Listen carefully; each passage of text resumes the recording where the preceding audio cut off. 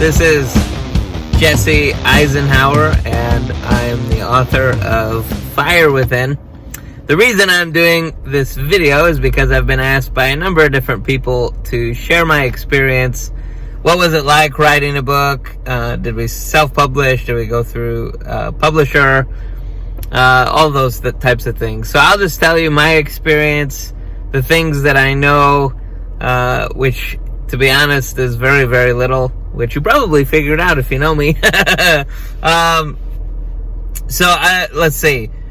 So the way that it began was we were in LaPorte, Minnesota, on our way home, and my wife and I, when I say we, it's my wife and I, our family, and we were on our way home, and my wife looks at me and she says, "You should write a devotional." And I thought, like, that's the dumbest idea I've ever heard. I don't read very much at all. I listen to audiobooks because I don't like to read, but I do want to learn. I have a desire to learn, but I'm not good with words. I have a very small vocabulary. So I don't tend to read at all, a whole lot, other than the Bible, basically. And so when she was like, "Oh yeah, you should write a devotional," I was like, I don't read devotionals at all. I've started My Utmost for His Highest a couple times, but that was it. Like, I'm not a fan of them. So she goes, "Well, that might be why you could write a good one." And so she said, "Right, what if you just wrote a story for each day and then just do like a little teaching with it?" And I thought about it, and I was like, that actually might work. That might be fun. That might be interesting. And so we got home. Some time went by. We got home. About a couple of days later, I just had this urgency in me to do it. And, you know, like, we all get this desire to do something, like play baseball or whatever. Oh, it would be fun to do this. And then we began, and then we realized it really isn't fun. I don't want to do it anymore, and you quit and give up. And so that's kind of what I was expecting to happen to me. But it didn't. I wrote pretty much the whole book in a week. It just poured out of me. The stories were all very easy to write. The teachings were all pretty easy to write. And so I didn't really know what to do with it. And so I talked to my sister, who is a brilliant girl, and her husband, and it turned out that they had a small self-publishing business type thing where they help people who want to publish a book. And they said that they would help me. And to be honest, from there, they did most of the work. I just wrote the initial story. And when I say, keep in mind, at the time we didn't have Wi-Fi. And so I would type stuff up, and my typing is terrible. I'm pretty sure everything there was no punctuation. It was just blah. So I would go down the street to the coffee shop, and I would log into the internet there for a little while and just copy and paste everything from what I had written it into a Google Doc so that it could be uploaded so that they could edit it from where they live in North Carolina. One of the things that I thought was interesting, for me at least, having them, it was really beautiful. I'll be honest, I think maybe some of you guys have heard me say this before, but writing was the last thing in the world. I never thought about writing, ever. There was a couple of times where I thought it would be fun to just tell stories or write children's books, but like a book, like it was never anything I ever took seriously. It wasn't something that I thought I would do. I was so bad at grammar and English and all that stuff when I was in school. It's not something that I ever thought I would end up really doing. And so as I'm getting into this process, I'm super insecure. It's not something I think anybody's going to be interested in because it involves evangelism, which, lots of people don't like to do that. So basically, so we began the process, and the first thing my sister did was go through and just make everything into sentences, official sentences. I got a lot of comments like, you do know you don't have to capitalize the letter in the middle of the sentence unless it's a name or something. And I would just have like, and the N would be capitalized. I don't know what's going on. These don't follow rules. These fingers, they don't care. They just do what they want to do, and I did my best. So then my sister and her husband, Dave, his nickname is Magic Dave for good reason, because he works as magic in books. So from there, I talked to a friend of mine who is an artist. She's amazing, and she agreed to do the cover. We gave her the idea that I had, and she did her best. She ended up doing both the plain text and the hoodie version. And so I was really blessed that they helped us with that. I didn't know, if she wouldn't have done it, I didn't know what else to do. Dave did all of the formatting and the book, making sure the print and all that stuff does what it's supposed to do. There were so many things that I didn't know go into a book. They would print it, and then they would get it and touch it and feel it and see how, does the ink rub off? Does how does it feel? How does it look? And all this stuff. And that's stuff I didn't know anything about, didn't care anything about. I was like, I don't know, just do it. One of the things that, for me, as an author, was really difficult was the editing process was really hard. And I think a lot of that might be because, you want to do a good job, but at the same time, it's sometimes difficult to take criticism, even if it's healthy criticism, knowing fully well that people care a lot about your book and they want your book to succeed. That's a really big deal. So for me to have my sister and her husband, that was just so tremendous, because I knew every comment, every suggested edit was with my best interest in mind, with the story's best interests in mind.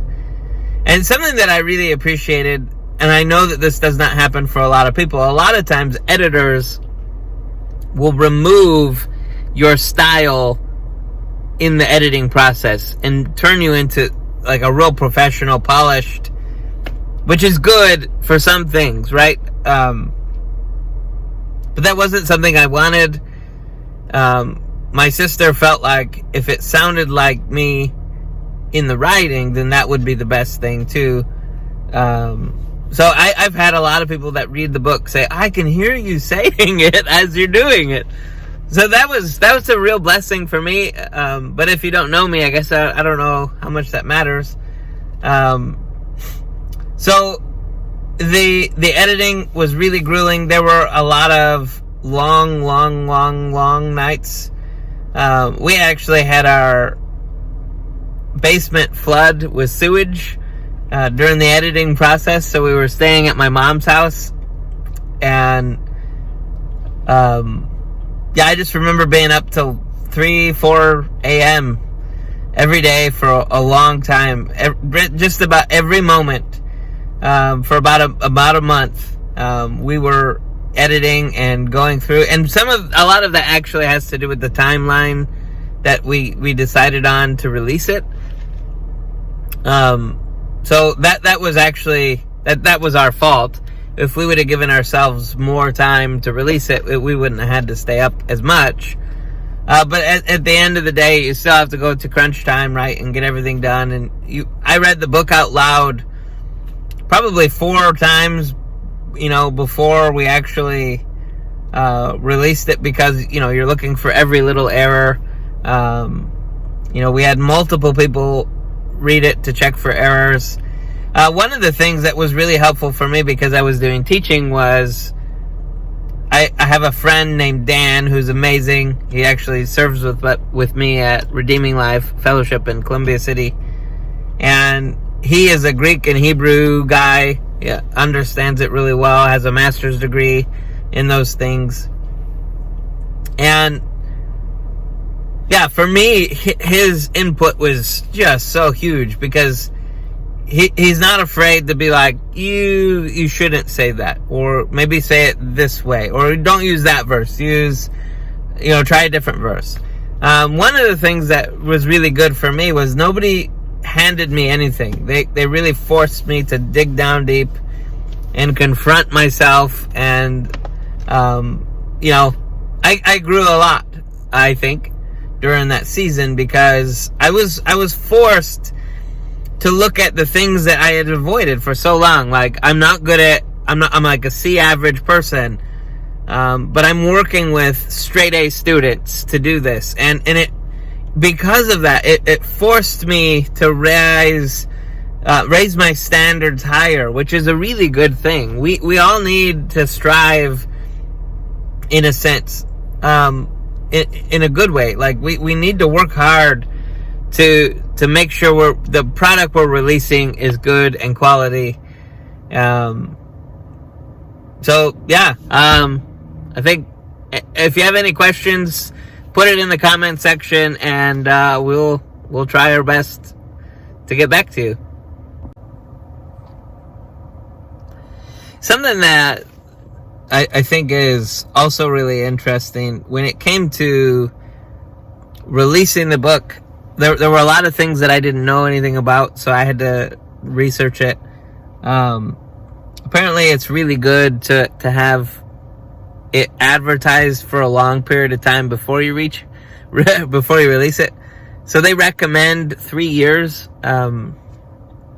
We did it in like months, like 4 months maybe. So at this particular point, we've sold around 500 books. It's been 2 years or so. I think that, marketing is the biggest part of doing this, and I'm not a marketer, so I just sell it to whoever, I'm talking to at the time, which is a good thing too, I guess. But, as far as getting an audience from people I don't know, that's a lot harder. When we did officially, technically we self-published. We used Kindle Direct Publishing.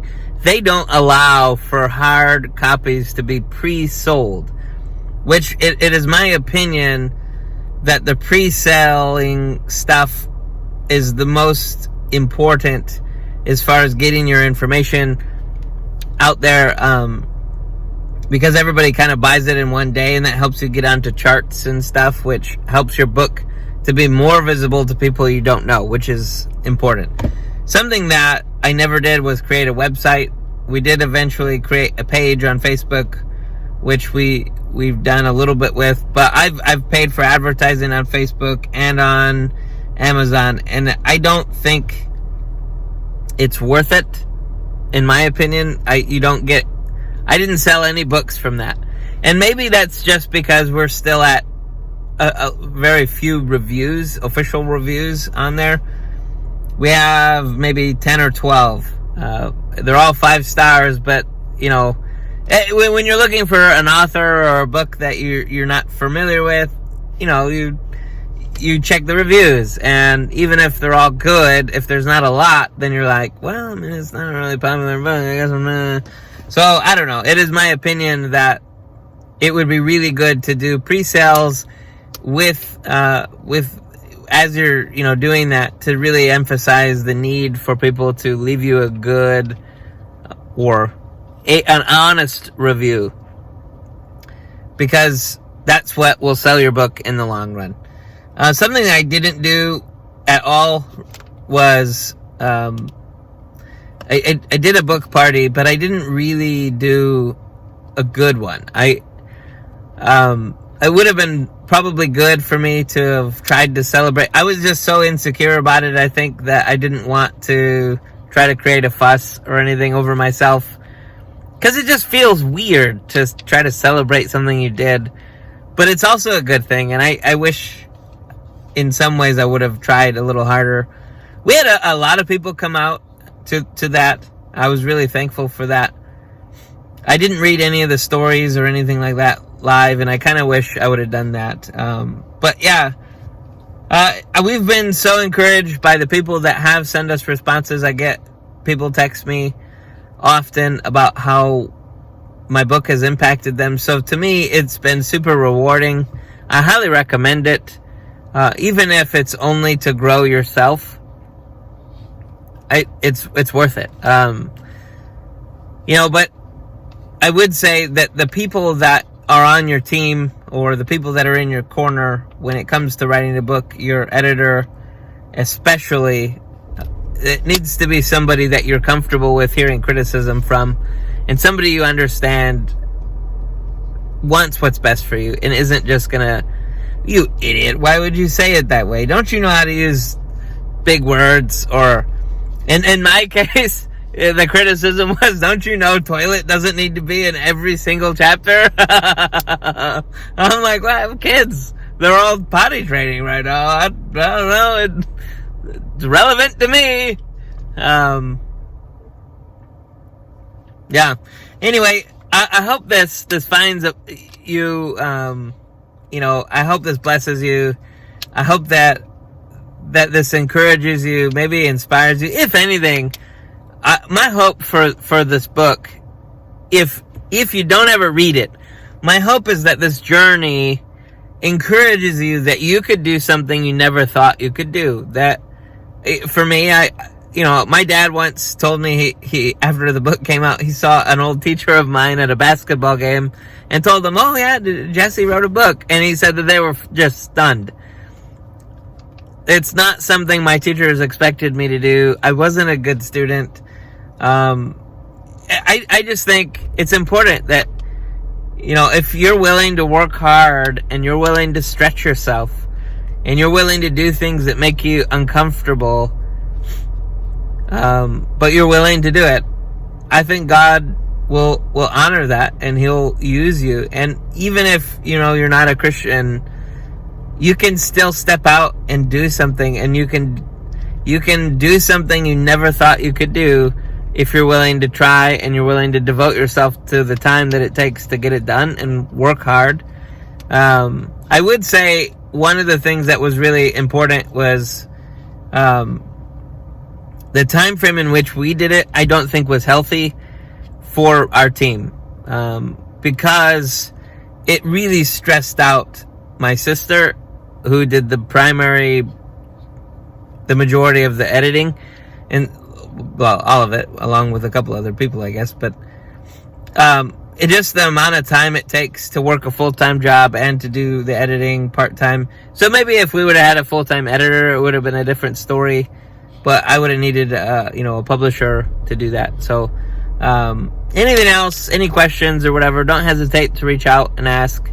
Hopefully this blesses you. Hopefully this was good. Blessings.